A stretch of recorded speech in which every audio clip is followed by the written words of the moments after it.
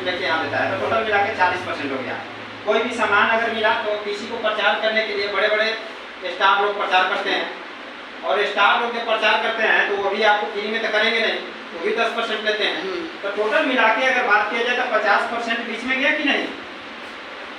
Company 40 रुपया का लागत मूल्य से सामान बनाती है, 10 रुपया अपना बेनिफिट लेकर 50 रुपया में से यहाँ से छोड़ देती है, लेकिन कस्टमर के आते आते पास वो 100 रुपया का हो जाता है, और वो 100 रुपया में हमें आपको मिल रहा है। सस्ता है कि महंगा?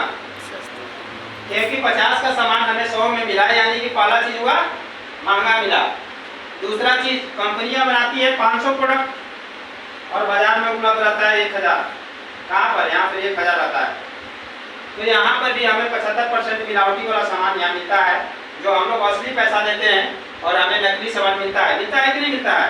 तो 100% नकली सामान, 75% नकली का संभावना हो जाता है। तो हमें नकली भी मिलता है, और नकली हम लोग खाएंगे तो बीमार होंगे कि नहीं होंगे? यही व्यवस्था है बाजार का। और इसी व्यवस्था में हम लोग 80% ग्राहक हैं, और इसी सर ने सोचे कि अगर 80% अगर ये व्यवस्था चलते रहा तो ये दुनिया बहुत जल्दी समाप्त हो जाएगा। क्यों होगा? क्योंकि ये अगर इन लोग अगर ठीक ठाक नहीं रहेंगे तो क्या ये दुनिया बचेगा? नहीं बचेगा।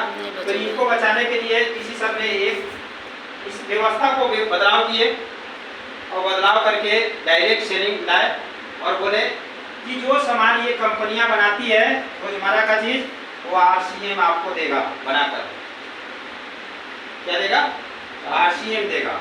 और उसमें भी आपको जो है यहाँ जो 50% खर्चा होता है वो ये सिस्टम में 5% मात्र खर्चा होगा, और 45% बचेगा परचेज वैल्यू का।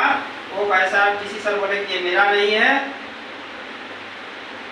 मेरा नहीं है, तो ये आप सभी को है, विशिष्ट बायर को। ये 45% सिस्टम के माध्यम से हमको आपको यही रिटर्न मिल जाता है। जो बीच में पैसा जाता था वो बीच वाला पैसा हमारे आपको मिलेगा।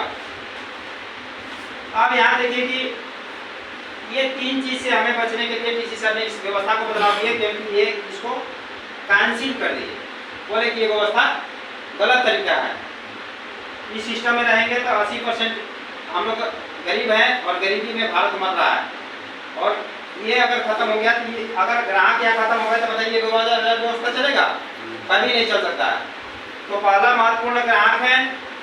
दूसरा, अगर कंपनी सामान बनाना बंद कर दी तो नहीं चलेगा। तो दूसरा, कंपनी भी जरूरी है, लेकिन इस व्यवस्था को इन लोग को बिचौलिया को हटा दिया तो चलेगा कि नहीं? Direct to company to customer. इसलिए इस व्यवस्था को RCM ने चेंज किया, और बोला कि यहाँ सामान वही सामान मिलेगा जो रोजमर्रा का चीज है।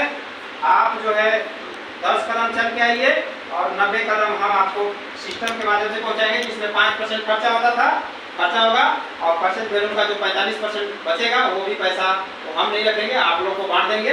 लेकिन एक काम करना होगा। क्या करना होगा? कि RCM आप खाएंगे, यूज करेंगे, और जब अच्छा लगेगा तो दूसरे को बताना होगा, तब ये 45% में आप भी भागीदारी ले लीजिएगा, न तो उसमें भी आपको कुछ सामान मिलेगा। तो इसके लिए हमें क्या करना होगा? सबसे पहले आपको KYC कराना होगा।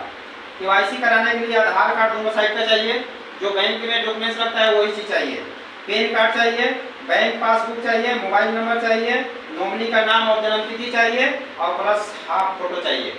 वो अपने मोबाइल से आप ऐप में जाके